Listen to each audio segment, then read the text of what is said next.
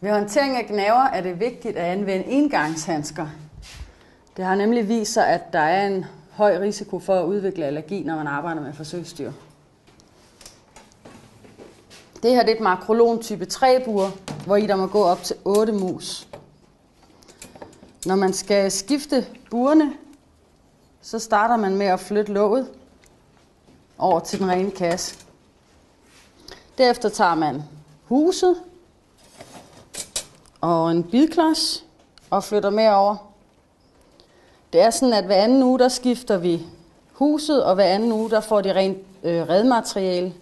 Og i den her uge der skal de have ren redmateriale.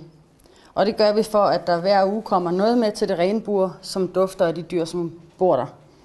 Det er også vigtigt, at man får burkortet med over, da det er her alle informationerne står om, hvad det er for nogle dyr, som er i kassen.